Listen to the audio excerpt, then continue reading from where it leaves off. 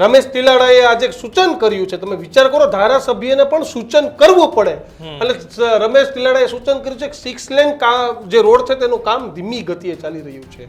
2017-18 ની વાત છે, એ પહેલાની કદાચ હશે. સતત આ વિસ્તારમાં રોડ ઉપર તમે અમદાવાદથી નીકળો એટલે છેક તમે પોરબંદર સુધી હાઈવે ઉપર પહોંચો ને તો આ જ પ્રકારની સ્થિતિ છે. છતાં પણ રાજકોટ જેતપુર હાઈવે પર ટ્રાફિક જામનો મામલો સાહેબ આજકાલનો બને છે. કામ ધીમી ગતિએ નથી ચાલતું ટીલાળા સાહેબ. તમારી કામ કરવાની જે ક્ષમતા છે રમેશ ટીલાળા, તમે જે કામ કરો છો ને તમને પ્રજાએ જેના માટે ધારાસભ્ય બનાવ્યા છે ને એ તમારું કામ એનાથી 4 ગણી ધીમી ગતિએ ચાલી રહ્યું છે.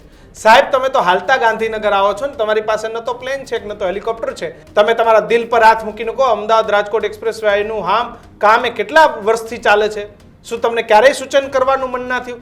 દરેક ચોમાસે આ રસ્તો તૂટી જાય છે અને ધારાસભ્ય થોડા સૂચન કરવા બનાવ્યા. તમારામાં તાકાત હોય ને તો નેહાયના અધિકારીઓને સસ્પેન્ડ કરાવીને બતાવો તો માનો તમે ધારાસભ્ય છો. ઉદ્યોગપતિ આવીને કીધું હશે કે સાહેબ તમે કંઈક લખો, આમાં તો રોજ અમારે 7-8 વાગે નીકળવામાં હેરાન થઈ જવાય છે. બાકી બધી આ જ પરિસ્થિતિ છે ટીલાળા સાહેબ. એટલે આ કામ તો ચાલે જ છે ધીમું, પણ તમારું કામ એનાથી ધીમું ચાલુ છે.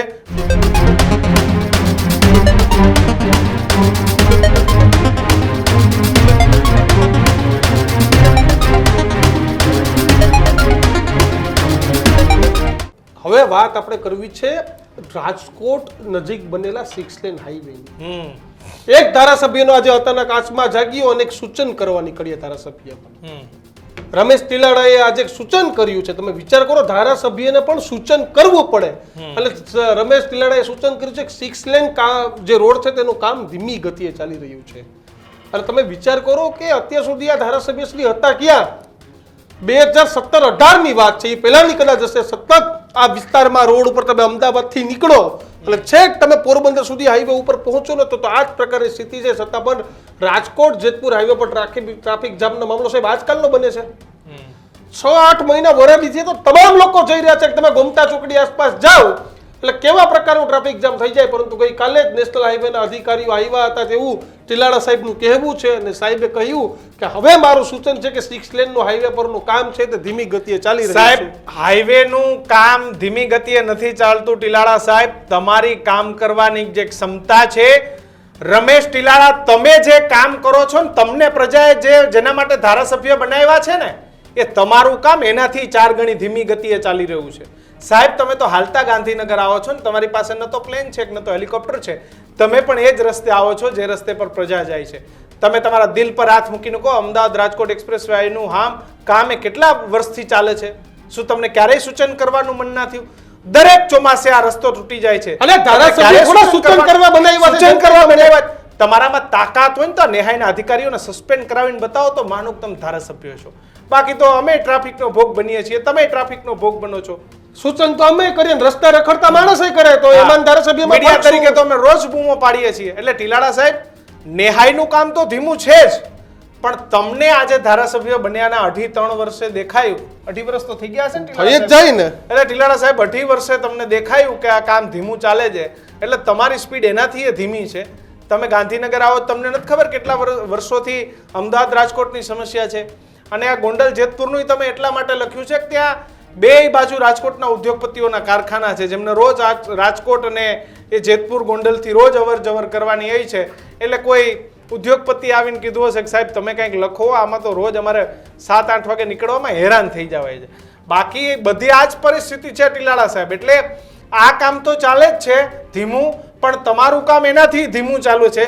પણ ખેર તમને શુભકામનાઓ કે તમે સૂચન કર્યું અને તમારા સૂચનથી કેટલો ફાયદો થાય છે જોવું રહ્યું. સ્વર્ગસ્થ વિજય રૂપાણી એ પણ રાજકોટ અમદાવાદ વર્ષો સુધી મુખ્યમંત્રી રહ્યા ત્યારબાદ આવતા એમને પણ જોયું કે આ કામ થતું જ નથી. આજે પણ દીક્ષિત એ લીંબડીનો ખારો હોય કે પછી અન્ય જગ્યાઓ હોય, ચોટીલા હોય, આજે પણ ત્યાં કામ નથી થયું તો એ નથી જ થયું. અને એ કામ કોઈ પણ નેતાઓના સૂચનથી કે કોઈ પણ નેતાઓના કંઈ પણ કરવાથી થાય એવી મને શક્યતા દેખાતી. એનું કારણ છે કે ધારાસભ્ય થઈ એટલે અમારો વિષય કઈ રમેશભાઈને કહેવાનો નથી, પરંતુ આ ટ્રાફિકની સમસ્યાનો ભોગ હું પોરબંદરનો છું. હું આ ટ્રાફિકની સમસ્યાનો ભોગ 1 સપ્તાહ પહેલા જ બન્યો છું. સાહેબ આના ખાલી તમામ લોકો બને છે પણ અમારો હિસાબ કરો ને કલાકના ટ્રાફિકના ઉપર લાખો રૂપિયાનું ડીઝલ બરબાદ થઈ જાય જનતા. છતાંય તમને કહો આ ટોલ ટેક્સ વાળા પૂરેપૂરા પૈસા ગટાવી જ જાય છે. ત્યાં તો સૂચન કરો ટીલાળા સાહેબ.